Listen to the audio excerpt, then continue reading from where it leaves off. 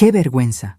Mi bebé solo usa marcas, soltó mi hija, arrojando mis suéteres a la basura frente a todas sus amigas. Soy Guadalupe, 68 años, patronista jubilada. Recogí mis cosas y el cheque de regalo. Se van a arrepentir. El sol de la tarde caía pesado sobre el jardín de eventos Los Lirios, un lugar de moda en la zona más exclusiva de la ciudad, donde el césped parecía cortado con regla y los meseros caminaban con guantes blancos ofreciendo mimosas en copas de cristal. Todo el ambiente olía a perfumes caros, a flores importadas y a esa clase de dinero que hace mucho ruido para que todos noten que está ahí. Yo estaba sentada en una silla de madera blanca decorada con lazos color pastel, sintiéndome como una intrusa en la fiesta de mi propia hija. Llevaba un traje de lino color arena. Lo había confeccionado yo misma, con la precisión que me dieron 40 años de trabajar como maestra patronista para las boutiques más prestigiosas del país. Mis costuras eran invisibles, mis dobladillos perfectos, pero a los ojos de las amigas de Valeria, yo solo era la madre de origen humilde que desentonaba con la estética de su celebración. Valeria, mi única hija, estaba en el centro de todo. Llevaba un vestido de seda entallado que mostraba su vientre de 7 meses, sentada en un sillón de mimbre que parecía un trono, rodeada de cajas con logotipos dorados y bolsas de tiendas de diseñador. Había esperado este momento durante meses. Desde que me dio la noticia de su embarazo, mis manos, cansadas y marcadas por décadas de alfileres y tijeras, encontraron un nuevo propósito. Ya no veía tan bien como antes, y la artritis me visitaba en las madrugadas frías, pero dediqué cada noche a tejer. No compré cualquier estambre. Hice traer lana de baby alpaca de Perú y merino orgánico, hilos tan suaves que parecían deshacerse como nubes entre los dedos. Los teñí con métodos naturales para que la piel de mi futuro nieto no tocara químicos. Hice 3 suéteres, uno color crema, uno verde olivo y otro en un tono mostaza muy suave. Cada puntada llevaba una oración, un deseo de salud, un pedazo de mi alma. Cuando llegó mi turno de entregar el regalo, el murmullo de las 30 mujeres presentes bajó de volumen. Caminé hacia el frente sosteniendo mi caja de cartón grueso, envuelta con un papel sencillo y un listón de tela de algodón. Valeria me miró con esa sonrisa tensa que había perfeccionado desde que se casó con Rodrigo, un hombre de negocios que le enseñó a medir el valor de las personas por el código postal de su residencia. «A ver, mami, ¿qué trajiste?», dijo Valeria, tomando la caja casi con desgana. El silencio en el jardín se volvió denso. Solo se escuchaba la música acústica que tocaba un joven contratado al fondo del lugar. Valeria deshizo el nudo, levantó la tapa y apartó el papel de seda. Sus cejas, perfectamente delineadas, se juntaron en un gesto de confusión que rápidamente se transformó en disgusto. Sacó el suéter color crema, sosteniéndolo con 2 dedos, como si estuviera levantando un trapo sucio del suelo. «¿Qué es esto, mamá?», preguntó, elevando la voz lo suficiente para que la mesa de sus amigas más cercanas escuchara. «Es para mi nieto, mi amor», respondí con la voz temblando un poco, intentando mantener la sonrisa. «Son suéteres tejidos a mano. Es lana de alpaca pura, la más suave que encontré. Pasé los últimos 3 meses haciéndolos para que estuviera abrigadito en invierno». Una de las amigas, una mujer rubia con demasiadas cirugías en el rostro, dejó escapar una risita ahogada detrás de su copa de champán. Valeria se puso roja, pero no de ternura, sino de indignación. «Mamá, por favor», suspiró con pesadez, soltando el suéter dentro de la caja. «¡Qué vergüenza! Ya te dije que mi bebé solo usa marcas. La piel de los recién nacidos es muy delicada. No le voy a poner estambre de mercado que le va a sacar ronchas. Además, mira los colores. No combinan con la paleta de su guardarropa». Sentí como si me hubieran dado una bofetada a mano abierta. El calor me subió al rostro y mi estómago se contrajo. «No es de mercado, Valeria. Es lana de primera calidad. Yo misma». «Basta, mami, no hagas un drama», me interrumpió tajante. Y entonces, frente a todas esas mujeres que me miraban con una mezcla de lástima y burla, mi hija tomó la caja con mis 3 suéteres y la dejó caer dentro de un cesto de mimbre grande que estaba a su lado, destinado a recoger los papeles rotos y la basura de las envolturas. «Siguiente regalo, por favor», anunció Valeria, aplaudiendo suavemente, cambiando su expresión al instante, mientras otra de sus amigas le acercaba una bolsa gigante de una tienda departamental de lujo. ¡Ay, la pañalera que quería!, gritó emocionada segundos después, olvidando por completo lo que acababa de hacer. Me quedé de pie ahí, en medio de la gente, durante lo que parecieron horas, aunque solo fueron un par de minutos. Nadie me miraba. Me había vuelto invisible de nuevo. La humillación era un ácido que me quemaba la garganta. Miré mis manos. Recordé las noches en vela cosiendo vestidos de novia ajenos para pagarle la universidad a Valeria. Recordé las veces que me pinché los dedos hasta sangrar para que a ella nunca le faltara un libro, un uniforme, o ese viaje de graduación donde conoció a la gente que ahora la rodeaba. Todo mi sacrificio, todo mi amor, estaba ahora en un bote de basura, descartado por no tener una etiqueta de cartón con un nombre extranjero. Caminé lentamente hacia mi asiento. Mi pecho subía y bajaba con dificultad. El instinto de cualquier madre en las telenovelas habría sido llorar, salir corriendo y encerrarse en su casa. Y por un segundo estuve a punto de hacerlo. La tristeza era tan profunda que sentía que me ahogaba. Valeria me estaba rechazando a mí, a sus raíces, a su historia. Se avergonzaba de las manos que la habían criado. Pero entonces, mientras tomaba aire, mi mirada se desvió hacia la mesa principal, aquella donde estaba el enorme pastel de 3 pisos, y justo al lado, un elegante buzón de madera con letras doradas que decía «Para los papás». Adentro, los invitados debían dejar sobres con dinero, la nueva moda en estos eventos, para ayudar a los padres a comprar los muebles del cuarto del bebé. Esa misma mañana, antes de salir de casa, yo había depositado un sobre blanco en ese buzón. Valeria me había llamado semanas atrás, llorando porque Rodrigo había tenido un pequeño contratiempo financiero y no les alcanzaba para la cuna importada y el cambiador de diseño europeo que ella quería. Como siempre, acudí al rescate. El sobre que dejé contenía un cheque de caja por 100,000 pesos. Valeria pensaba que yo vivía de mi pequeña pensión del gobierno y de algunos arreglos de costura que hacía por pasatiempo. Lo que ella no sabía era que, hace 15 años, patenté un sistema de patronaje para corsetería que vendía una marca internacional. Ese dinero, junto con mis ahorros de toda la vida invertidos sabiamente, me habían dado una cuenta bancaria que Rodrigo y sus amigos empresarios envidiarían. Yo nunca ostenté. Seguí viviendo en mi casa de clase media en un barrio tranquilo, cultivando mis plantas y cosiendo, porque esa era mi esencia.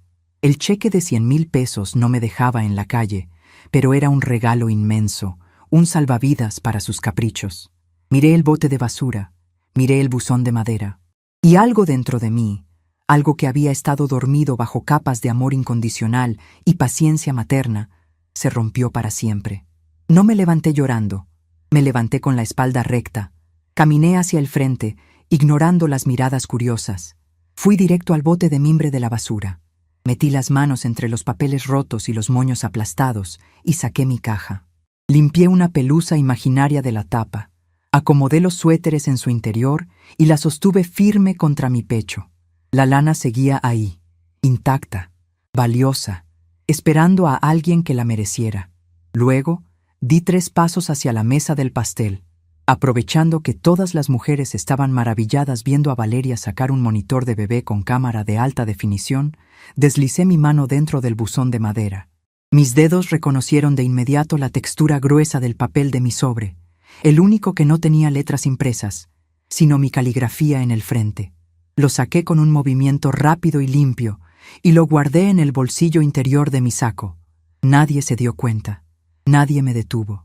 Me alejé de la zona de las sillas y caminé hacia la parte trasera del jardín, donde había unas fuentes de piedra rodeadas de bugambilias. Me senté en una banca apartada, donde la música apenas llegaba como un eco lejano. Puse la caja con mis tejidos sobre mis piernas. Saqué el sobre de mi saco y lo abrí. Ahí estaba el cheque. 100,000 pesos. Pasé el pulgar por los números impresos. Una risa corta, seca y amarga escapó de mis labios. Qué ciega había estado. Durante años dejé que me trataran como a la abuelita anticuada, la mujer que no entiende del mundo moderno, la señora que no encaja en las reuniones de sociedad de su yerno. Les había permitido hacerme sentir pequeña, porque creía que el amor consistía en agachar la cabeza para que los hijos pudieran volar más alto. Pero volar alto no significa escupir hacia abajo. Miré el cheque y luego los suéteres. Valeria despreciaba lo que yo hacía con mis manos, pero estaba más que dispuesta a tomar los frutos de esas mismas manos para financiar sus ilusiones de grandeza. Ella y Rodrigo vivían de apariencias. Sabía por comentarios sueltos que estaban hasta el cuello de deudas en sus tarjetas de crédito.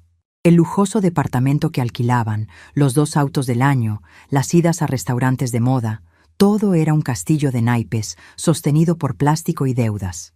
Este baby shower espectacular, con 50 invitadas y comida gourmet, probablemente lo estaban pagando a plazos. Confiaban en los sobres. Confiaban en que sus amistades adineradas dejarían miles de pesos en ese buzón. Y sobre todo, Valeria confiaba en que su madre, la eterna proveedora silenciosa, sacaría sus ahorros del colchón para salvar el día, como siempre lo hacía. Doblé el cheque por la mitad y lo guardé en mi monedero. Se acabó. El nudo en mi garganta desapareció, reemplazado por una claridad fría y absoluta. Ya no era la madre herida. Era Guadalupe, la mujer que construyó una vida de la nada, la estratega de patrones que sabía exactamente cómo armar las piezas para que un traje no se descosiera.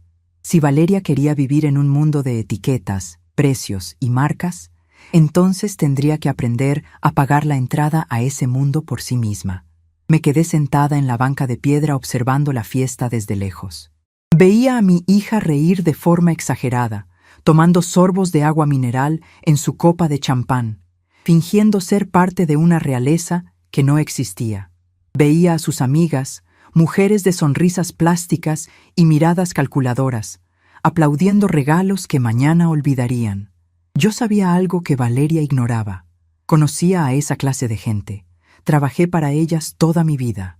Les tomé las medidas, escuché sus chismes en los probadores, vi cómo regateaban el precio de mi trabajo manual para luego gastar fortunas en bolsos feos solo porque tenían un logo.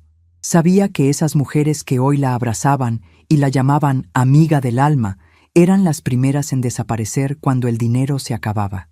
Eran tacañas en privado y generosas solo cuando había una cámara enfrente. Valeria esperaba que, al abrir ese buzón de madera al final del día, encontraría la solución a sus problemas financieros. Esperaba contar cientos de miles de pesos. Me acomodé el saco de lino, tomé mi caja de suéteres y me puse de pie. No me iba a ir. No iba a darle el gusto de hacerme la ofendida y desaparecer por la puerta trasera. Iba a quedarme hasta el final. Iba a comer de ese pastel de 3 pisos, iba a tomarme un café y me iba a sentar en primera fila cuando la fiesta terminara y el jardín quedara vacío. Quería estar presente cuando ella y Rodrigo abrieran el buzón. Quería ver su rostro cuando buscaran desesperadamente mi sobre blanco para salvar sus cuentas y no lo encontraran. Quería ver qué hacían cuando la realidad de su mundo de fantasía chocara de frente contra el muro de las deudas que ellos mismos habían construido. Respiré hondo, llenando mis pulmones con el aire perfumado del jardín. La tristeza había desaparecido, dejando en su lugar una determinación de hierro. El estambre en mis manos pesaba más que todo el oro falso de esa fiesta, y la lección que estaba a punto de darles valdría mucho más que los 100,000 pesos que acaban de perder. Caminé de regreso hacia las mesas, con una sonrisa genuina en el rostro, lista para observar cómo el castillo de naipes comenzaba a temblar bajo la sombra de su propia arrogancia. Me senté de nuevo en mi silla de madera blanca, acomodando la caja con mis suéteres debajo de la mesa, justo donde el mantel largo de lino ocultaba mi tesoro de las miradas ajenas. Tomé un pequeño tenedor de plata y partí un trozo del pastel que un mesero acababa de servirme. Sabía a cartón endulzado, a fondant caro pero sin alma, exactamente igual que la fiesta entera. Mientras masticaba lentamente, mi mente de patronista comenzó a desarmar el evento que me rodeaba, pieza por pieza, costura por costura. A mi derecha, la banda de jazz tocaba una melodía suave. Contratar a 5 músicos para toda la tarde en esta zona de la ciudad no bajaba de 30,000 pesos. Observé los centros de mesa, orquídeas blancas y peonías importadas, flores que se marchitarían antes del anochecer y que seguramente costaban más que el salario mensual de cualquiera de los meseros que las acomodaron. La comida, el alquiler del jardín, los lirios, las invitaciones grabadas en papel de algodón. Mi cálculo mental, afilado por décadas de comprar telas por metro y ajustar presupuestos, me arrojó una cifra que me revolvió el estómago. Este capricho de 3 horas superaba fácilmente los 200,000 pesos. En ese momento, las puertas de cristal del fondo se abrieron y apareció Rodrigo.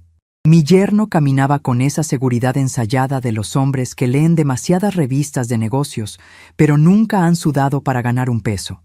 Llevaba un traje azul marino de corte italiano, zapatos relucientes y un reloj enorme en la muñeca que, yo bien sabía, era una imitación de alta gama que compró en un viaje a la frontera.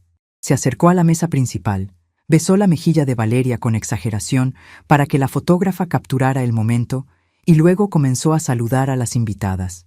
«¿Qué tal, Rodrigo? ¡Qué éxito de fiesta!», le dijo una mujer envuelta en seda estampada. «Solo lo mejor para mi campeón y mi reina», respondió él, inflando el pecho. Cuando sus ojos se cruzaron con los míos, su sonrisa se tensó por una fracción de segundo antes de acercarse a mi mesa. «Suegrita, qué bueno que vino. Pensé que no le gustaban estos ruidos», me dijo, dándome unas palmadas condescendientes en el hombro, como si yo fuera una mascota vieja y sorda. «No me lo perdería por nada, Rodrigo», respondí, sosteniendo su mirada con una tranquilidad que pareció desconcertarlo. «Es un día de grandes revelaciones». Él soltó una risa vacía, sin entender mis palabras, y rápidamente se alejó para servirle más champán a la esposa de un banquero. Lo vi moverse entre las mesas, y la claridad que me había invadido minutos atrás frente al bote de basura se volvió aún más nítida. Ellos no solo estaban ahogados en deudas, estaban cavando un agujero del que ni siquiera el cheque que yo acababa de recuperar podría sacarlos por completo. Llevé mi mano al bolsillo interior de mi saco, rozando el borde del sobre blanco. 100,000 pesos. Para Valeria, ese dinero era la salvación mágica que siempre aparecía cuando ella lloraba por teléfono. Pero mi poder real no residía en ese pedazo de papel. Mi verdadero poder estaba guardado en una carpeta de cuero marrón, dentro del cajón superior de mi escritorio, en mi modesta casa de barrio. Mi mente viajó a esa carpeta. Hace 2 años, cuando Valeria y Rodrigo decidieron que el departamento donde vivían ya no estaba a la altura de sus nuevas amistades, se encapricharon con un penthouse en la zona más exclusiva de la ciudad. El alquiler era una locura, una cifra que superaba los ingresos comprobables de Rodrigo en su supuesta agencia de consultoría. La inmobiliaria les exigió un aval con propiedades en la capital y un historial crediticio impecable. Rodrigo acudió a sus amigos empresarios, esos mismos que hoy comían sus canapés, pero todos le dieron la espalda. Nadie arriesga su patrimonio por un fanfarrón. Al final, como siempre, acudieron a la costurera, a la madre ignorante. Fui yo quien firmó como aval. Fui yo quien presentó las escrituras de mi casa, libres de gravamen, y los estados de mis cuentas de inversión. La agente inmobiliaria, una mujer estirada que al principio me miró de arriba abajo por mis zapatos de piso y mi blusa sencilla, casi se atraganta cuando el banco confirmó mis saldos. Pero eso no era todo. El complejo residencial exigía una cuota de mantenimiento mensual de 25,000 pesos, dinero que Rodrigo simplemente no tenía. Valeria vino a mi casa, lloró en mi sillón y me suplicó que la ayudara a cubrir ese gasto, a escondidas de su marido, para no lastimar su orgullo de proveedor. Llevo 24 meses pagando esa cuota en silencio. 24 meses subsidiando la mentira en la que viven, creyendo que así protegía la felicidad de mi hija. Di un sorbo a mi agua mineral, sintiendo cómo las burbujas me limpiaban el paladar del sabor artificial del pastel. ¡Qué ironía tan cruel! Valeria se avergonzaba de mis suéteres tejidos con lana pura, me humillaba frente a mujeres que no dudarían en venderla por un bolso de diseñador y me consideraba una reliquia inservible. Y sin embargo, cada noche dormía bajo un techo de lujo que se sostenía únicamente por la firma de mis manos maltratadas por la aguja. Una mujer de cabello rubio platinado se sentó en la silla vacía junto a la mía. Era Constanza, la misma que se había reído cuando Valeria tiró mi regalo. Dejó su bolso sobre la mesa con un golpe seco, asegurándose de que el enorme logotipo dorado quedara a la vista. Ay, qué cansancio. Estos eventos agotan a una. Suspiró, abanicándose con una servilleta de tela. Me miró de reojo, evaluando mi ropa. Qué curioso su traje, doña Guadalupe. Se nota que es muy artesanal. ¿Lo hizo usted misma en su máquina de coser? Así es, respondí con voz suave. El lino requiere un trato especial. Las costuras dobles evitan que la tela ceda con el tiempo. Es algo que las marcas de fábrica rara vez hacen bien hoy en día. Constanza soltó una risita burlona. Bueno, la verdad es que Valeria tiene razón. Hoy en día todo se compra hecho. Ya nadie tiene tiempo para esas manualidades anticuadas. Yo le traje al bebé un abrigo de cachemira de una boutique en París. 100 euros, imagínese. Pero bueno, cada quien da lo que puede, ¿verdad? La miré en silencio durante unos segundos. Si ella supiera. Si cualquiera de estas mujeres supiera. Ellas veían a una señora mayor, viuda, jubilada, que pasaba sus días regando helechos y tejiendo chambritas. Ignoraban por completo que la mujer que tenían enfrente había revolucionado la industria de la ropa interior en este país. Recordé el día que vendí mi patente. Tenía 53 años. Había pasado una década entera encerrada en mi taller, diseñando un sistema de varillas flexibles y cortes al sesgo que permitía a las mujeres de tallas grandes usar corsés sin lastimarse las costillas. Las fábricas nacionales me ignoraron. Me dijeron que una simple patronista no podía enseñarles nada a sus ingenieros textiles. Así que tomé mis planos, ahorré durante un año y pagué un vuelo a Nueva York para presentarme en las oficinas de una corporación global. No hablaba inglés. Llevé a un traductor estudiante que me cobró barato, pero mis patrones hablaban el idioma universal de la precisión. Cuando los ejecutivos vieron cómo mi diseño distribuía el peso y reducía el dolor, la sala se quedó en un silencio absoluto. Salí de ese edificio de cristal con un contrato que me aseguró la vida entera. Invertí ese dinero en fondos de bajo riesgo. Compré propiedades pequeñas que puse en alquiler y dejé que el interés compuesto hiciera su trabajo en la sombra. Nunca cambié mi estilo de vida. Nunca sentí la necesidad de colgarme oro en el cuello para demostrar mi valor. Mi riqueza era mi tranquilidad, mi seguridad de que Valeria nunca pasaría hambre. Sí, Constanza, le respondí finalmente, esbozando una sonrisa que no le llegó a los ojos. Cada quien da lo que tiene por dentro, y a veces lo que parece mucho por fuera está completamente vacío por dentro. Constanza frunció el ceño, confundida por mis palabras, y rápidamente se levantó con la excusa de ir a saludar a otra persona. Me dejó sola de nuevo, envuelta en mi propia coraza de invencibilidad.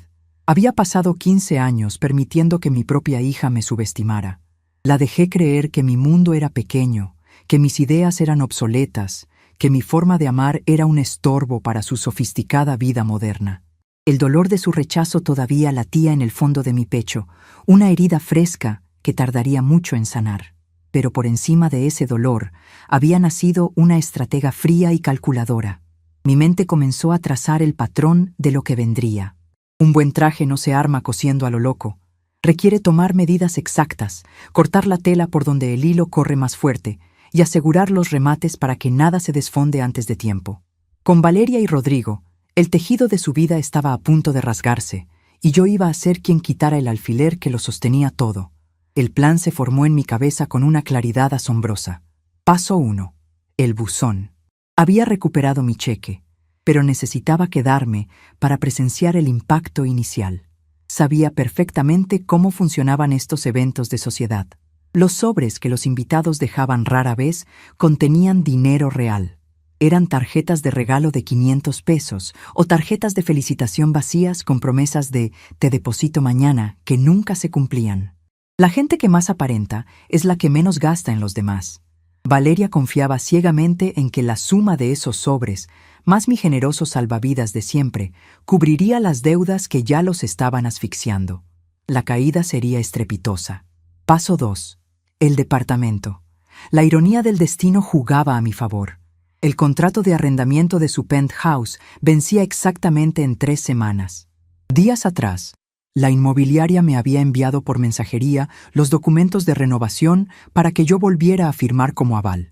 El sobre de papel manila seguía cerrado, sobre la mesa de mi cocina, esperando mi firma y la transferencia de los 25,000 pesos correspondientes a la cuota de mantenimiento del mes entrante. Ya no habría firma. Ya no habría transferencia. El lunes a primera hora llamaría a la agencia. Les informaría, con mi voz más dulce de abuela jubilada, que mi situación financiera ya no me permitía respaldar a los inquilinos, que retiraba mi nombre y mis escrituras del contrato. La agencia les daría a Rodrigo y a Valeria un aviso de 15 días para presentar un nuevo aval con propiedades, o tendrían que desalojar el lugar. Y yo sabía, mejor que nadie, que no tenían a quién recurrir. Nadie en su círculo de amigos del alma iba a meter las manos al fuego por ellos. Paso 3. El silencio. No iba a gritar, no iba a reclamar, no iba a exigir disculpas por los suéteres en la basura. Las palabras se las lleva el viento, y Valeria había demostrado ser sorda a mis consejos. La única forma de que aprendiera a valorar la madera de la que estábamos hechas era dejando que el mundo de plástico que había elegido se derritiera bajo sus pies. El sol comenzó a ocultarse detrás de los altos muros de hiedra del jardín, los lirios. Las luces de las guirnaldas colgadas entre los árboles se encendieron, dándole al lugar un aspecto de cuento de hadas. Pero los cuentos de hadas terminan a la medianoche, y el reloj de mi hija estaba a punto de dar las 12. Poco a poco, el jardín empezó a vaciarse. Las invitadas se despedían con abrazos ruidosos y besos al aire, prometiendo visitas que nunca harían y dejando a su paso un rastro de copas a medio beber y servilletas manchadas de lápiz labial. Los meseros comenzaron a retirar los platos y a apilar las sillas de las mesas más alejadas. El joven de la banda de jazz guardó su saxofón en un estuche de terciopelo gastado, y el silencio real, ese que queda cuando el ruido del dinero se apaga, empezó a adueñarse del lugar. Valeria se quitó los tacones de aguja y se dejó caer en su sillón de mimbre, soltando un suspiro de agotamiento. Rodrigo se aflojó el nudo de la corbata de seda y se acercó a ella, frotándose las manos con una mezcla de ansiedad y codicia. Yo me quedé en mi lugar, a unos 10 metros de distancia, siendo apenas una sombra silenciosa entre los centros de mesa abandonados. «Por fin se fueron», dijo Valeria, masajeándose los tobillos hinchados. Pensé que Constanza no se iba a callar nunca.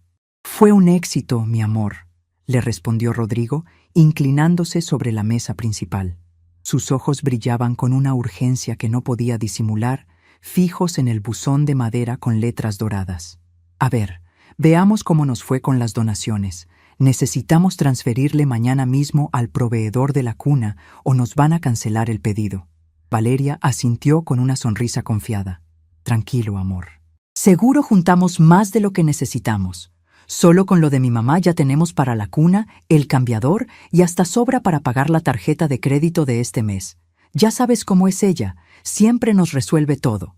Tu madre es un ángel, vale oro», dijo Rodrigo, usando ese tono falso que reservaba solo para hablar de mi dinero, nunca de mi persona.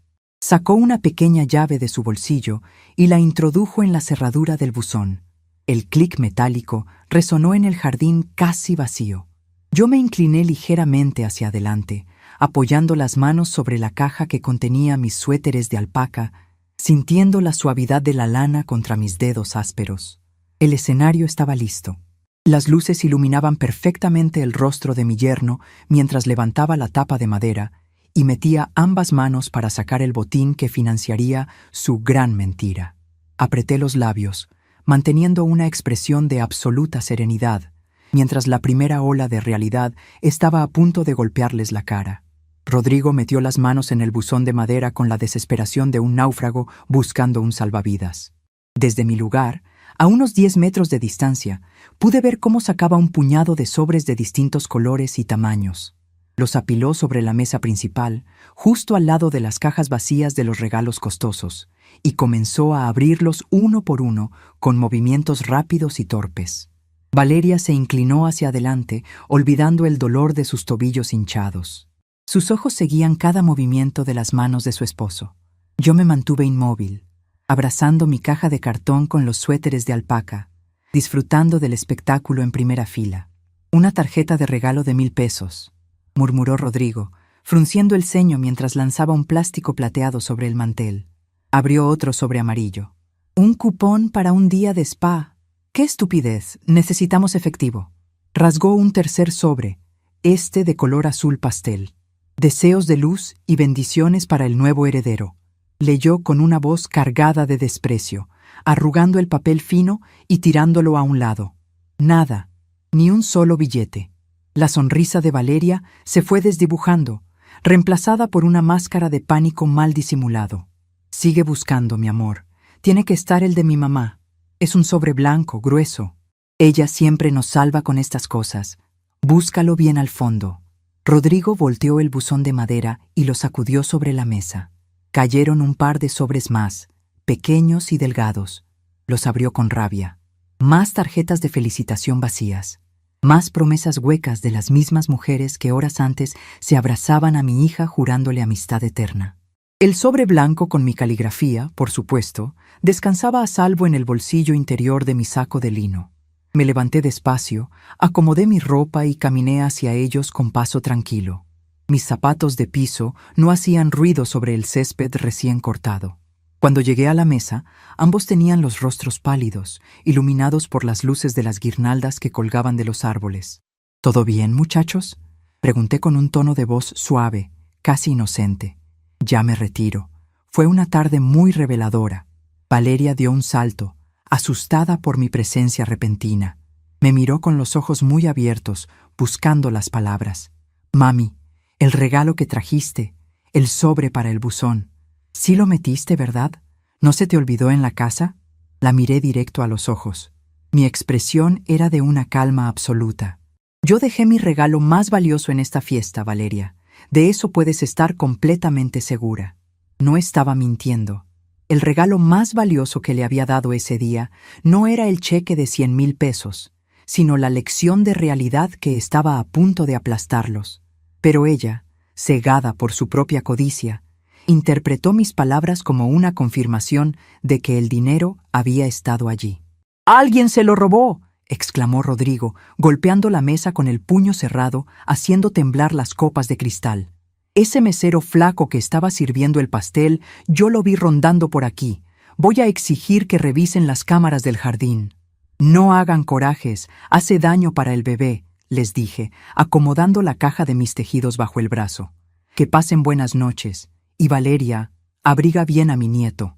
Los inviernos en esta ciudad no perdonan a nadie, sin importar la marca que lleven puesta. Me di la vuelta y caminé hacia la salida del jardín de eventos. No esperé a ver sus reacciones. El aire fresco de la noche me golpeó el rostro, y por primera vez en muchos años sentí que respiraba con mis propios pulmones. A la mañana siguiente, el reloj de pared de mi cocina marcaba las 9 en punto cuando levanté la bocina de mi teléfono fijo. El olor a café de olla con canela llenaba el ambiente, un aroma honesto y reconfortante que me acompañaba cada inicio de semana. Marqué el número de la agencia inmobiliaria que administraba el lujoso penthouse de mi hija. Me contestó la misma mujer de voz estirada que 2 años atrás me había mirado con desdén por mi ropa sencilla antes de ver los saldos de mis cuentas bancarias. Inmobiliaria Las Lomas, le atiende Patricia. ¿En qué puedo ayudarle?, dijo con su tono mecánico. Buenos días, señorita Patricia. Habla Guadalupe, la fiadora del departamento 402, respondí, dando un sorbo a mi café. Ah, señora Guadalupe.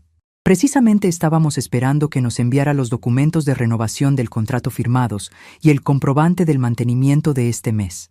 De eso mismo quería hablarle, dije, apoyando los codos sobre la mesa de madera de mi cocina. Llamo para informarles que no voy a renovar mi firma como aval.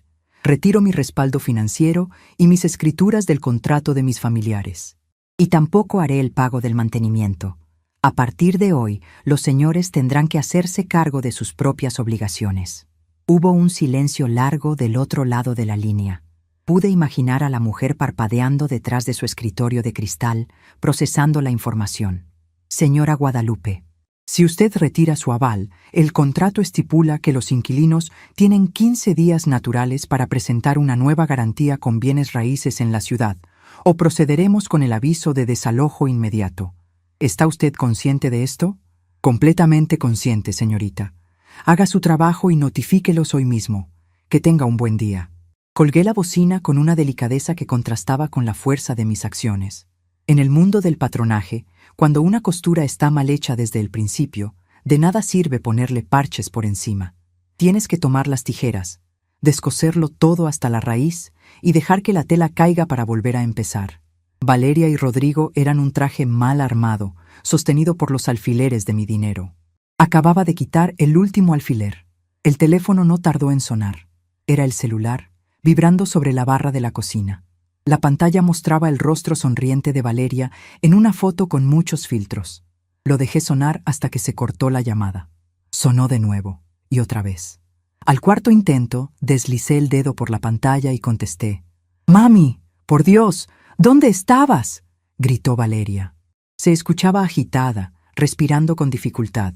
«Es un desastre. Rodrigo se peleó con el gerente del salón, revisaron las cámaras y dicen que hay puntos ciegos. No aparece el sobre, mamá.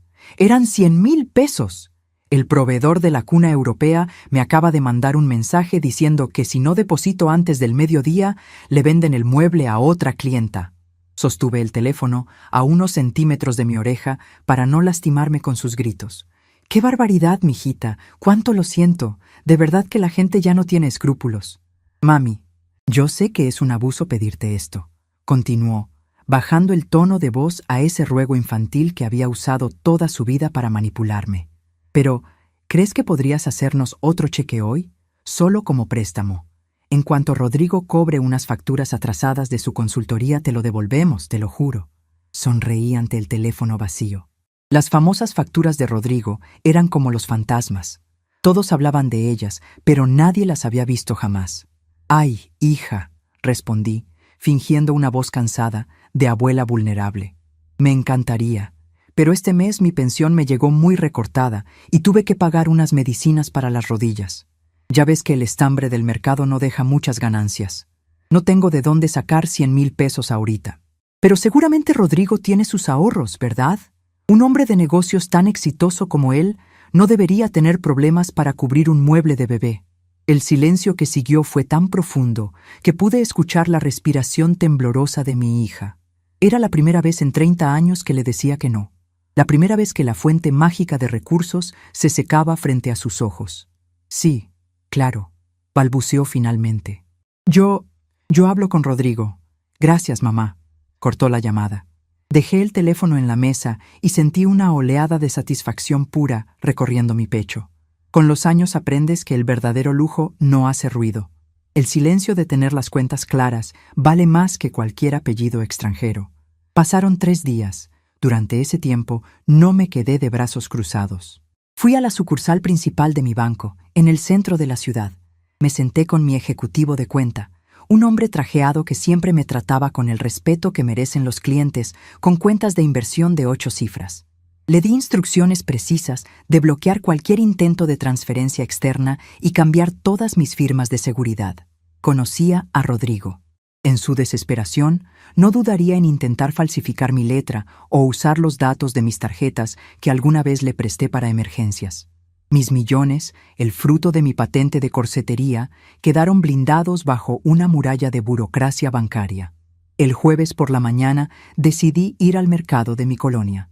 Necesitaba rodearme de cosas reales. Caminé entre los pasillos estrechos, esquivando diablitos cargados de mercancía.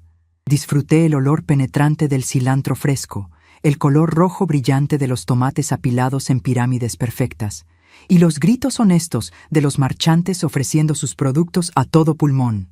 Esta era mi gente. Este era el mundo del que Valeria se avergonzaba, el mundo que ella llamaba corriente, pero que sostenía con sus manos trabajadoras la economía de la ciudad entera. Compré 1 kilo de masa para hacer tortillas, queso fresco y unas flores de cempasúchil que me recordaron a mi difunto esposo.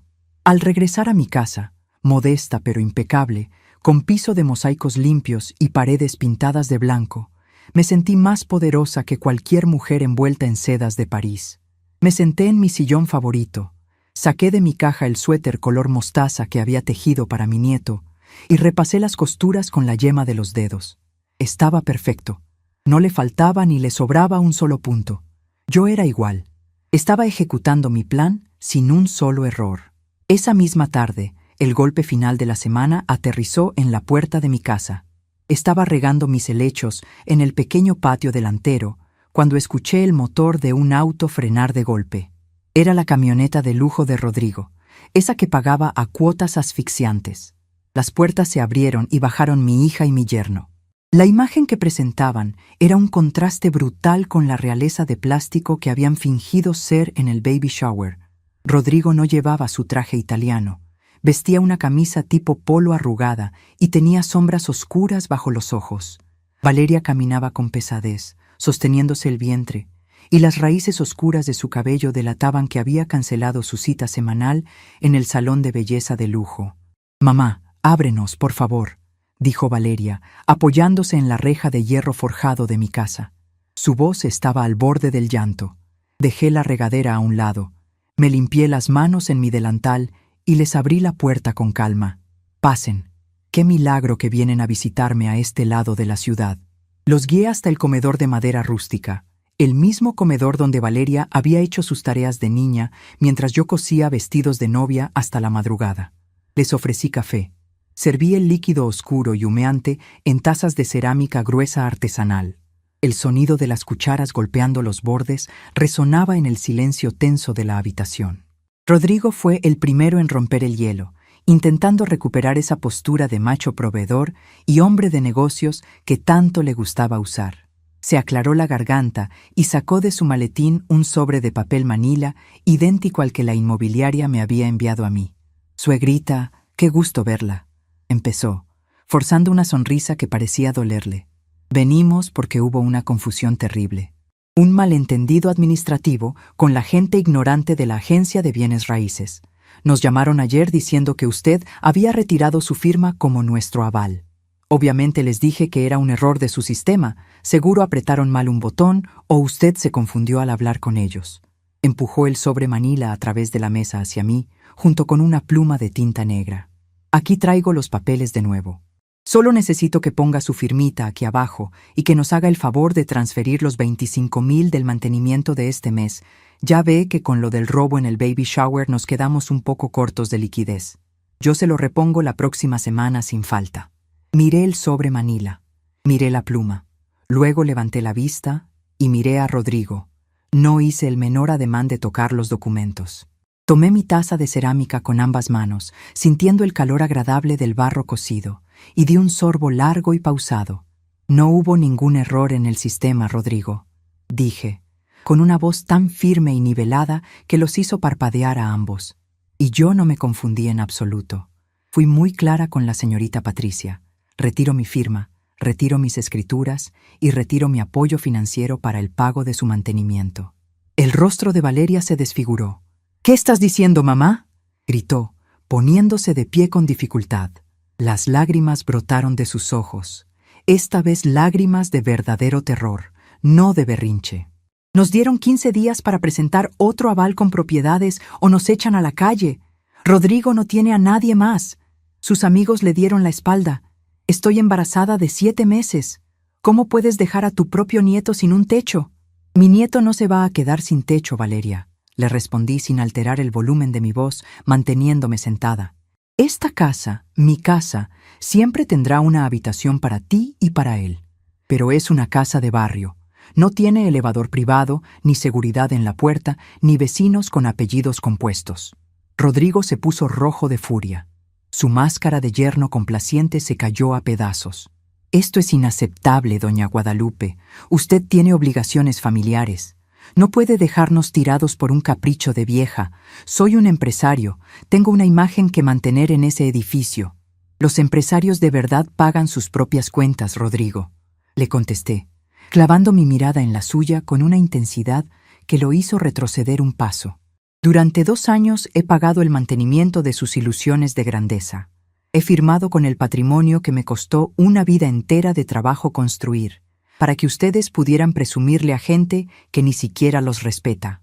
«Es tu deber ayudarme, mamá», sollozó Valeria, agarrándose el vientre.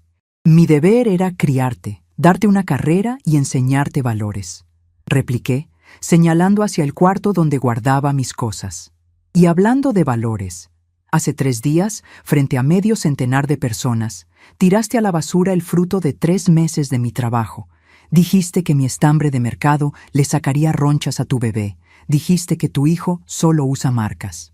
Valeria abrió la boca para protestar, pero levanté una mano, deteniéndola en seco. Si mis manos y mi trabajo son demasiado corrientes para vestir a tu hijo, entonces mi dinero, mi casa y mi firma de señora de mercado también son demasiado corrientes para mantener su estilo de vida de diseñador.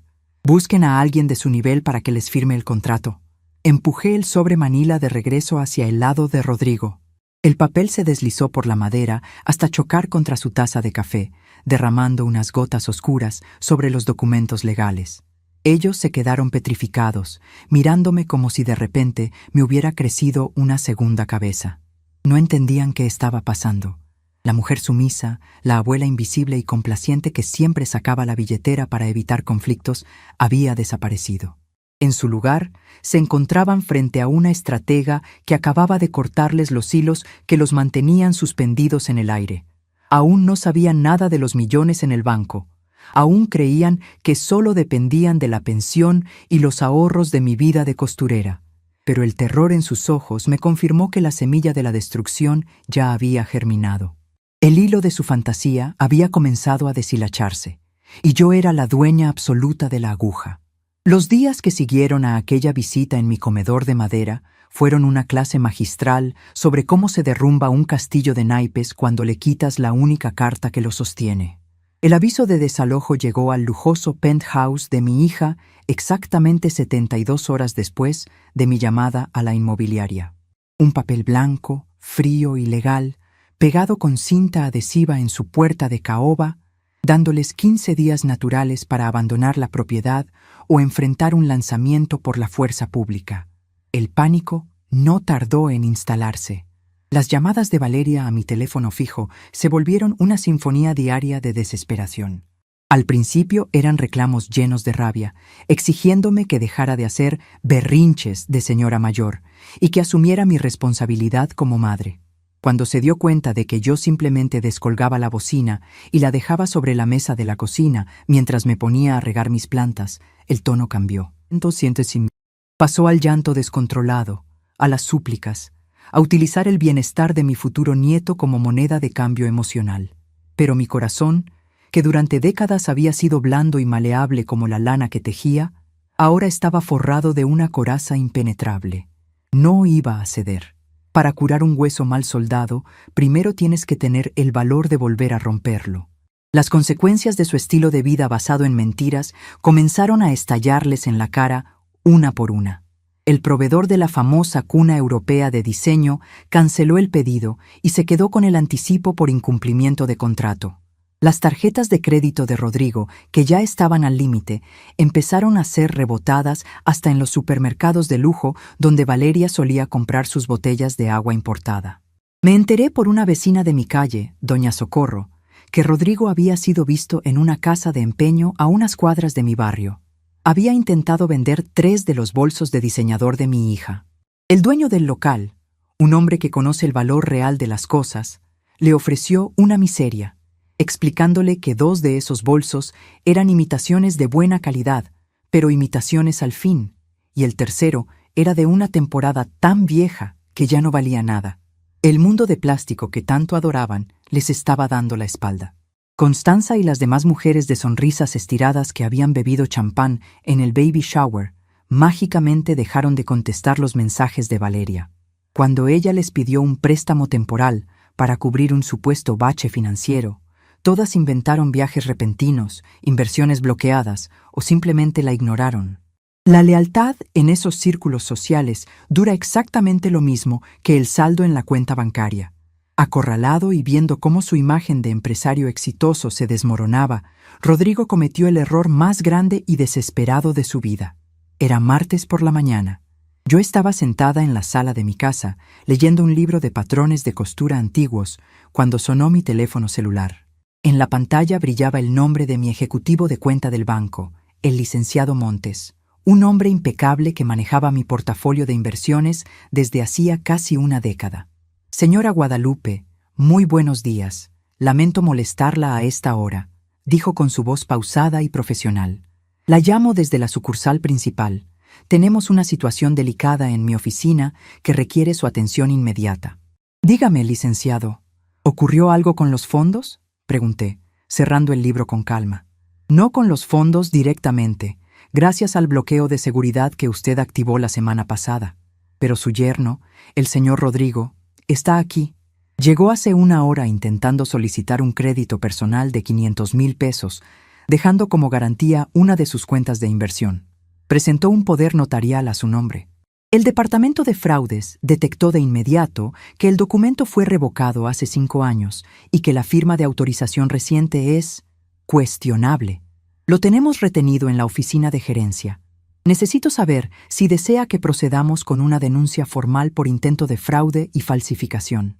Un escalofrío me recorrió la espalda, pero no de miedo, sino de una claridad absoluta. Hasta ese nivel de bajeza estaba dispuesto a llegar para no perder las apariencias. Había intentado robarme. No llame a las autoridades todavía, licenciado Montes. Llego en 20 minutos, respondí. Fui a mi habitación y me vestí con lentitud calculada. Elegí un traje de lino azul marino, un corte clásico que yo misma había diseñado. Me puse unos zapatos cómodos. Recogí mi cabello en un moño pulcro y tomé una carpeta de cuero negro de mi escritorio. Salí a la calle, detuve un taxi y le pedí que me llevara al distrito financiero de la ciudad, esa zona llena de edificios de cristal, donde la gente camina deprisa creyendo que son dueños del mundo. Cuando crucé las puertas giratorias del banco, el aire acondicionado me recibió con su aliento helado. El lobby olía a café caro y a cera para pisos. El licenciado Montes ya me estaba esperando cerca de las cajas. Al verme, se enderezó y me saludó con una ligera inclinación de cabeza, un gesto de respeto genuino que los ejecutivos de alto nivel reservan solo para sus clientes más pesados. Señora Guadalupe, gracias por venir tan rápido. Por favor, acompáñeme, me dijo, guiándome a través del pasillo hacia la zona de oficinas privadas. Las paredes de la gerencia eran de cristal esmerilado. Al abrir la pesada puerta de madera, la escena que encontré casi me hace soltar una carcajada, si no fuera porque la situación era trágica. Rodrigo estaba sentado en el borde de una silla de piel, sudando profusamente, con la camisa arrugada y frotándose las manos con nerviosismo. A su lado estaba Valeria, quien debió haber llegado poco antes que yo. Tenía los ojos rojos, hinchados de tanto llorar, y sostenía su vientre abultado con una expresión de terror absoluto. Cuando entré, el silencio en la sala se volvió tan denso que podía cortarse con unas tijeras de sastre. «¡Suegrita!», exclamó Rodrigo, poniéndose de pie de un salto, intentando forzar esa sonrisa de vendedor de autos usados que tanto detestaba. «Qué bueno que llegó. Todo esto es un terrible malentendido. El licenciado aquí presente está exagerando las cosas. Yo solo vine a gestionar un crédito puente, un trámite administrativo normal. Usé ese poder notarial por error. Me confundí de carpeta en la casa. Usted sabe que jamás haría algo indebido». «Siéntate, Rodrigo», ordené. Mi voz no fue un grito, fue un latigazo seco y bajo que lo hizo obedecer al instante, dejándose caer pesadamente en la silla. Miré a mi hija. Valeria temblaba. «Mamá, por favor», susurró con un hilo de voz. «Diles que no lo arresten. Diles que fue un error. Si Rodrigo va a la cárcel, yo me muero. Mi bebé va a nacer sin su padre». Me acomodé en el sillón de piel frente a ellos. Crucé las piernas y coloqué mi carpeta de cuero sobre el escritorio de cristal del gerente. Miré al licenciado Montes, quien observaba la escena con la discreción de un profesional. «Licenciado, le voy a pedir un favor», le dije con tono amable. «Imprima el estado de cuenta consolidado de mi portafolio de inversiones de alto riesgo y de los fondos de renta fija, el balance total al día de hoy. Y por favor, entrégueselo a mi yerno». Montes asintió sin hacer preguntas. Tecleó un par de comandos en su computadora y la impresora láser de la esquina zumbó suavemente.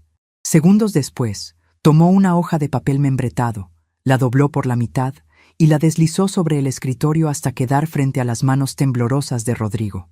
«¿Qué es esto, doña Guadalupe?», preguntó él, tragando saliva con dificultad. «Léelo en voz alta, Rodrigo. Lee la cifra que aparece al fondo de la página. El saldo total», respondí, recargando mi espalda contra el respaldo del sillón. Rodrigo tomó el papel. Lo desdobló. Sus ojos escanearon el documento, buscando la línea final. Vi el momento exacto en que su cerebro procesó los números. Su respiración se detuvo. Sus pupilas se dilataron tanto que sus ojos parecían dos pozos negros. La boca se le abrió ligeramente, pero no emitió ningún sonido. Parpadeó 1, 2, 3 veces, como si la tinta estuviera jugándole una mala broma. Lee, repetí, con la misma paciencia con la que le enseñaba a Valeria a atarse los zapatos cuando era niña. 42 millones, balbuceó Rodrigo con la voz quebrada. 42.800.000 pesos. Valeria soltó un grito ahogado. Le arrebató el papel de las manos a su esposo, casi rasgándolo. Sus ojos recorrieron la hoja desesperadamente. Vio el logotipo del banco, vio mi nombre completo impreso en la parte superior. Guadalupe Ramos, viuda de Silva. Y luego vio la cifra. El color abandonó su rostro por completo, dejándola tan pálida como el papel que sostenía. «Mamá, ¿qué es esto?», susurró Valeria, mirándome como si fuera una desconocida, una extraña que se había colado en el cuerpo de su madre. «Debe ser un error del banco. Tú tienes tu pensión del seguro. Tú coses ropa en la casa. Tú no puedes tener... Esto es imposible. ¿De dónde salió este dinero?» «Salió de mis manos, Valeria», le contesté, levantando mis 2 manos frente a ella, mostrando los dedos marcados por décadas de pinchazos de aguja y los nudillos ligeramente deformados por la artritis. Salió de ese trabajo artesanal que tanto te avergüenza. Salió de la máquina de coser que escondías cuando tus amigas del colegio iban a la casa. El silencio volvió a adueñarse de la oficina. Solo se escuchaba la respiración agitada de mi yerno. «Hace 15 años», continué, hablando con una calma letal, «diseñé un sistema de patronaje para distribuir el peso en los corsés de tallas grandes. Era una estructura matemática perfecta. Fui a Nueva York y le vendí la patente internacional a una de las marcas de lencería más grandes del mundo. Me pagaron una fortuna por los derechos vitalicios. Invertí ese dinero con el licenciado Montes. Compré propiedades comerciales. Dejé que el tiempo y el interés hicieran su trabajo». Valeria dejó caer el estado de cuentas sobre el escritorio. Las lágrimas volvían a brotar, pero esta vez eran lágrimas de un shock profundo y devastador. «Pero, si eras millonaria», tartamudeó Valeria, agarrándose el pecho, «¿por qué nunca nos dijiste? ¿Por qué seguías viviendo en esa casa vieja? ¿Por qué usabas ropa sencilla? Pudimos haber tenido otra vida, mamá. Podríamos haber sido socios de Rodrigo. Podríamos haber sido de la alta sociedad». Solté una risa corta y amarga que resonó contra los cristales de la oficina. «Esa es exactamente la razón por la que nunca te lo dije, Valeria. Porque para ti, el valor de las personas reside en la marca de su ropa, en el código postal de su casa y en lo que pueden presumir ante mujeres huecas que no darían un peso por ti si te vieran caer. Yo no vivo en una casa vieja, vivo en mi hogar. Yo no uso ropa sencilla. Uso prendas hechas a la medida con materiales puros. Yo tengo más dinero del que ustedes podrían gastar en 10 años, pero sigo siendo la misma Guadalupe que va al mercado los jueves, porque mi dignidad no necesita una etiqueta de diseñador para brillar». Me incliné hacia adelante, apoyando los codos sobre mis rodillas, acortando la distancia entre nosotros. «Hace unos días, frente a toda tu corte de amistades plásticas, tiraste a la basura 3 suéteres de alpaca pura. Los tiraste porque no tenían marca. Dijiste que tu hijo no usaría estambre de mercado. Despreciaste mi tiempo, mi amor y mi trabajo. Y lo hiciste mientras dormías bajo un techo de lujo que se pagaba gracias a las garantías de esa misma costurera a la que estabas humillando». «Suegrita, por Dios, perdónenos», interrumpió Rodrigo, juntando las manos en un gesto de súplica patético. Su arrogancia había desaparecido por completo, reemplazada por la codicia ciega de un hombre que acaba de descubrir una mina de oro. «Cometimos un error, fuimos unos estúpidos, pero ahora que sabemos la verdad, podemos arreglarlo. Podemos hacer negocios juntos. Con su capital y mis contactos podemos multiplicar esto. Solo necesito que me ayude a salir de este bache, que firme como aval otra vez y que evite que me metan a la cárcel». Lo miré con un asco tan profundo que casi me sorprende a mí misma.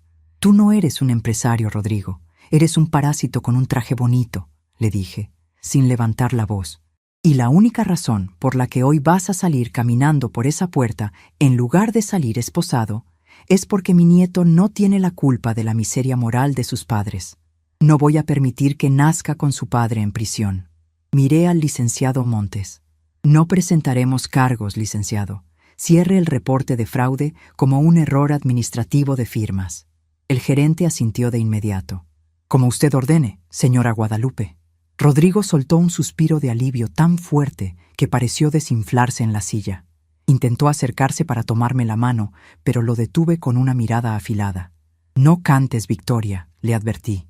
Te salvé de la cárcel, pero no te voy a salvar de la realidad. El aviso de desalojo sigue en pie. En 3 días tienen que entregar el penthouse. No voy a pagar sus deudas de tarjetas de crédito. No voy a comprarles muebles importados. Se acabaron los rescates financieros.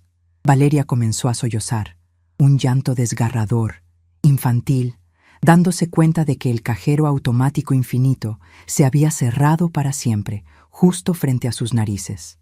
¿A dónde vamos a ir, mamá?, lloró mi hija. No tenemos dinero para una mudanza. Rodrigo tiene las cuentas congeladas. No tenemos nada. Abrí mi carpeta de cuero negro y saqué un juego de llaves. Las dejé caer sobre el cristal del escritorio con un tintineo metálico. Hace 3 días alquilé un pequeño departamento de 2 habitaciones en una colonia trabajadora a unas calles de mi casa, les informé. Pagué el depósito y el primer mes de renta. Es un lugar limpio, seguro, pero no tiene elevador, ni seguridad privada, ni vecinos con apellidos compuestos. Es el lugar perfecto para que empiecen a vivir la vida que realmente pueden pagar. Señalé a Rodrigo con el dedo índice. Vas a tener que buscar un trabajo real, Rodrigo, con un horario, un jefe y un salario fijo.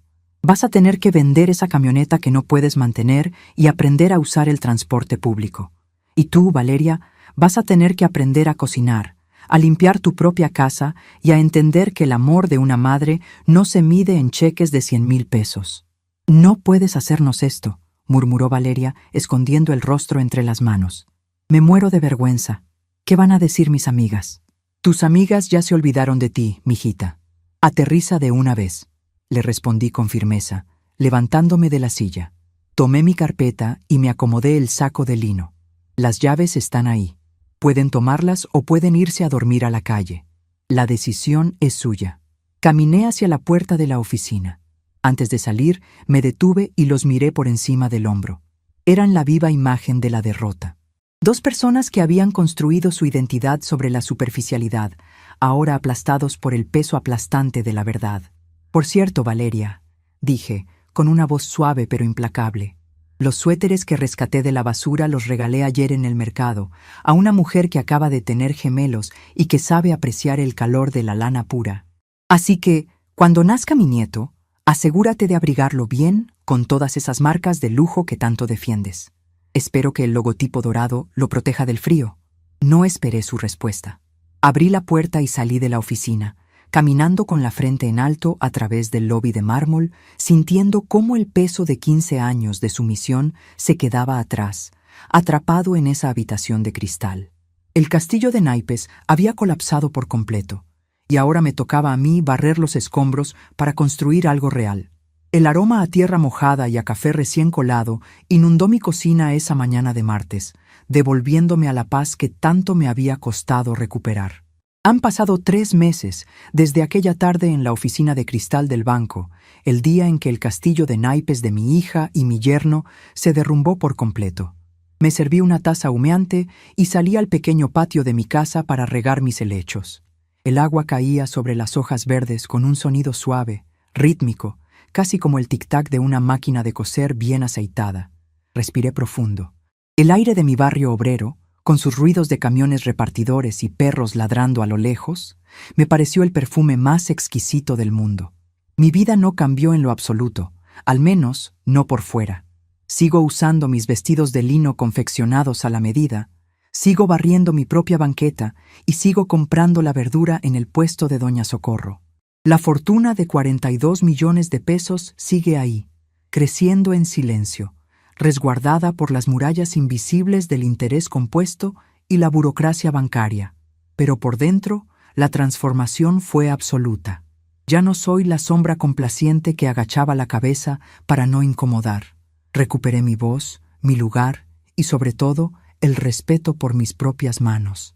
El peso de fingir que yo era menos para que ellos se sintieran más, por fin había desaparecido de mis hombros. Dejé la regadera a un lado y me sequé las manos en el delantal. Hoy era un día importante. Hoy iba a visitar a mi nieto. Tomé mi bolso de cuero gastado y caminé las 10 cuadras que separaban mi casa del pequeño departamento que les había alquilado aquella tarde fatídica. No era un penthouse con vista a la ciudad. Era un edificio modesto, de paredes pintadas de color salmón deslavado, con escaleras de cemento que resonaban con los pasos de los vecinos. Subí hasta el tercer piso con calma, sintiendo el esfuerzo en mis rodillas cansadas.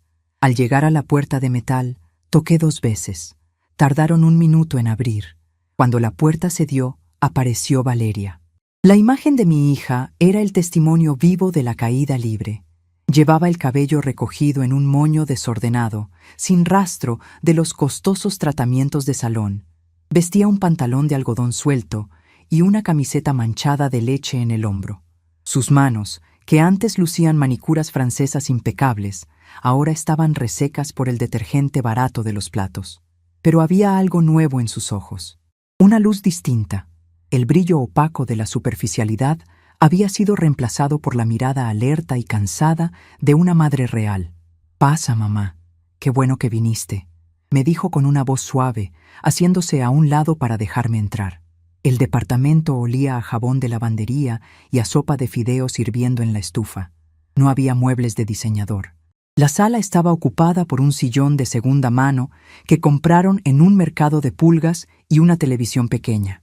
En una esquina dormía mi nieto, el pequeño Mateo, dentro de un corralito de malla sencillo, sin logotipos europeos ni maderas importadas. «Huele muy rico, mijita».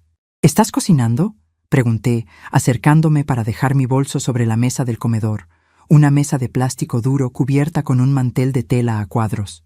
Valeria asintió, secándose las manos en un trapo de cocina. «Es sopa de fideos con pollo. Doña Carmen, la vecina del piso de abajo, me enseñó a dorar el fideo primero para que no se bata. Creo que ya le voy agarrando el modo a la estufa». Escuchar a mi hija hablar de dorar fideos y mencionar a una vecina del barrio fue un golpe de realidad que me llenó el pecho de un orgullo extraño. Esta era la Valeria que yo había intentado criar antes de que el espejismo del dinero fácil la cegara. En ese momento, la puerta principal se abrió y entró Rodrigo. Venía empapado en sudor. Llevaba una camisa azul de botones, de esas que venden en paquete en las tiendas de descuento, y un pantalón de vestir gastado. En una mano sostenía su maletín y en la otra una bolsa de pan dulce. Había conseguido trabajo como supervisor de ventas en una bodega de refacciones automotrices al otro lado de la ciudad. Su sueldo era una 10ª parte de lo que solía gastar en un mes de restaurantes, y su transporte diario era un autobús urbano que tardaba 2 horas en llegar. «Buenas tardes, doña Guadalupe», me saludó Rodrigo, cerrando la puerta con cuidado para no hacer ruido. Su tono era de un respeto absoluto, casi temeroso. No quedaba ni un rastro de la arrogancia del supuesto empresario exitoso. Era solo un hombre agotado, tratando de llevar comida a su mesa. «Buenas tardes, Rodrigo. Te ves cansado», le respondí, observando cómo dejaba el pan sobre la mesa y caminaba hacia el corralito para mirar a su hijo dormir. «Es el tráfico de la avenida principal, suegrita. Los camiones vienen llenos a esta hora, pero al menos llegué a tiempo para cenar con mi familia», dijo, dándole un beso en la frente a Valeria. Me senté en una de las sillas de plástico y los observé en silencio. El aprendizaje había sido brutal. Las primeras semanas en este departamento fueron un infierno de llantos, reclamos y frustración. Valeria me llamaba llorando porque no sabía usar una escoba sin lastimarse la espalda. Y Rodrigo se encerraba en el baño a maldecir su suerte al ver sus tarjetas de crédito bloqueadas y canceladas. Sus supuestas amistades de la alta sociedad desaparecieron como el humo. Nadie los visitó cuando nació Mateo. Nadie les mandó regalos. Estaban completamente solos, enfrentándose al monstruo de la vida adulta sin mi dinero como escudo. Pero el hambre y la necesidad son los mejores maestros del mundo. Cuando el estómago ruge y el bebé llora, el orgullo es lo primero que se tira a la basura. Rodrigo tuvo que tragar saliva y aceptar el primer empleo honesto que le ofrecieron. Valeria tuvo que aprender a hervir agua, a lavar ropa a mano cuando la lavadora usada se descomponía y a contar las monedas para completar el gasto de la semana. Les traje algo, dije, rompiendo el silencio. Metí la mano en mi bolso y saqué una pequeña carpeta con documentos. La puse sobre la mesa. Ambos me miraron con sorpresa y un poco de temor. Sabían que cuando yo sacaba papeles, las cosas cambiaban. No se asusten, continué con una sonrisa tranquila. No son deudas, son los registros de una nueva sociedad cooperativa. Hace un mes compré el terreno abandonado que estaba detrás de la panadería de mi calle. Lo mandé techar y compré 12 máquinas de coser industriales de cama plana y 3 mesas de corte profesional. Valeria frunció el ceño, confundida. ¿Vas a poner una fábrica, mamá? Voy a poner un taller de verdad, la corregí, sintiendo cómo la sangre me bombeaba con fuerza al hablar de mi nuevo proyecto. Se llama el Taller de las Manos Sabias. Contraté a 15 mujeres mayores de nuestra colonia, mujeres de 60 y 70 años, viudas, abuelas, mujeres a las que las fábricas modernas ya no quieren contratar porque dicen que tienen la vista cansada o las manos lentas. Les estoy enseñando mi sistema de patronaje, ese mismo sistema que vale millones. Rodrigo se acercó a la mesa, genuinamente impresionado. Eso es increíble, doña Guadalupe. ¿Y qué van a producir? Corsetería fina y ropa de lino a la medida, respondí, alzando la barbilla. Ya cerramos nuestro primer contrato con 3 boutiques de lujo en la zona exclusiva de la ciudad. Esas mismas mujeres que desprecian lo artesanal ahora van a pagar miles de pesos por prendas hechas por las manos de doña Socorro, la del mercado, y de doña Margarita, la que vende tamales. Y lo mejor de todo es que las ganancias se reparten entre las trabajadoras. Por primera vez en sus vidas, estas mujeres están ganando un sueldo digno, ganando su propia independencia. El impacto positivo en mi comunidad había sido inmediato. Ver a esas mujeres, que antes dependían de las limosnas de sus hijos o de las pensiones mínimas del gobierno, llegar al taller cada mañana con el cabello arreglado y una sonrisa de propósito, era la mejor inversión que había hecho en mi vida. El ruido de las tijeras cortando la tela y el zumbido de las máquinas se habían convertido en mi nueva sinfonía. Estábamos construyendo un imperio desde abajo, demostrando que la experiencia y la paciencia valen mucho más que la velocidad de las máquinas de fábrica. Valeria se sentó frente a mí. Sus ojos se llenaron de lágrimas, pero no cayeron. Me miró con una mezcla de admiración y un arrepentimiento profundo que le nacía desde el fondo del alma. «Eres increíble, mamá», susurró mi hija, tocando suavemente la carpeta de los documentos. «Toda la vida te tuve frente a mí y estuve tan ciega persiguiendo cosas vacías que nunca vi la grandeza de la mujer que me crió. Me da tanta vergüenza recordar cómo te traté, cómo permití que te humillaran en ese estúpido jardín de eventos. La verdadera elegancia no se compra en las vitrinas de las avenidas caras, se teje en el silencio, con la paciencia de quien sabe que el valor de una persona se mide por lo que puede construir cuando le quitan todo». Esa era la lección. La sabiduría de los años no está en aguantar humillaciones por amor ciego, sino en saber exactamente cuándo cortar el hilo para que la tela de la vida no se siga deshilachando. «Ese día quedó en el pasado, Valeria», le dije, extendiendo mi mano áspera para tomar la suya, que ahora se sentía igual de trabajada. «Ese día fue necesario. Si no te hubiera dejado caer, hoy seguirías atrapada en un mundo de mentiras, ahogada en deudas y fingiendo ser alguien que no eres. Mírate ahora, estás cansada, tienes ojeras, tu casa es pequeña, pero eres libre. Nadie te está cobrando favores. El techo bajo el que duerme tu hijo se paga con el sudor honrado de su padre y con tu propio esfuerzo. Esa es la verdadera riqueza». Rodrigo asintió lentamente, pasándose una mano por el rostro cansado. «Tiene toda la razón. Las primeras semanas la odié, se lo confieso. Sentí que nos había arruinado. Pero ayer, cuando me pagaron mi quincena y pude ir al mercado a comprar los pañales de Mateo y la comida de la semana con dinero que yo mismo me gané, sentí una paz que nunca tuve cuando andaba firmando cheques sin fondos en los restaurantes de lujo. Gracias por ponernos un alto». Escuchar a ese hombre tragar su ego y agradecer la lección fue el cierre perfecto a mi estrategia. No había odio en mi corazón, solo la satisfacción del trabajo bien hecho. Había desarmado una vida defectuosa y los había obligado a coserla de nuevo, esta vez usando hilos fuertes y costuras honestas. Un pequeño llanto interrumpió nuestra conversación. Mateo se había despertado. Valeria se levantó rápidamente, fue hacia el corralito y tomó a su hijo en brazos. Lo meció con suavidad y caminó de regreso hacia nosotros. «Mira quién despertó, mamá. ¿Quieres cargarlo?», me preguntó Valeria, ofreciéndome al niño. Extendí los brazos y recibí a mi nieto. Pesaba más que la última vez que lo vi. Tenía los ojos grandes y oscuros de mi difunto esposo y una pelucita de cabello negro en la cabeza. Llevaba puesto un mameluco de algodón blanco, sencillo, sin marcas a la vista, comprado seguramente en el tianguis dominical. Olía a leche tibia y a inocencia pura. Al sentirlo contra mi pecho, el corazón se me hizo grande. Toda la dureza que tuve que construir para darles esta lección se derritió al contacto con la piel de este niño. «Es precioso, mi amor. Está creciendo muy fuerte», murmuré, acomodando su cabecita en el hueco de mi brazo. «El invierno ya está empezando a sentirse en las madrugadas», comentó Valeria, frotándose los brazos por el frío que se colaba por las ventanas de aluminio del departamento. «Y los calentadores gastan mucha luz. Lo estoy cobijando con doble manta, pero a veces siento que sus manitas amanecen frías». Era el momento. El círculo estaba a punto de cerrarse. Con cuidado de no soltar a mi nieto, deslicé una mano hacia mi bolso de cuero. Saqué un paquete envuelto en papel de seda blanco. No tenía moños rimbombantes ni etiquetas de cartón brillante. Lo puse sobre la mesa y lo empujé hacia Valeria. «Ábrelo», le pedí con suavidad. Valeria miró el paquete.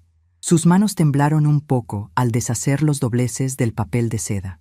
Cuando el interior quedó al descubierto, un sollozo ahogado escapó de sus labios.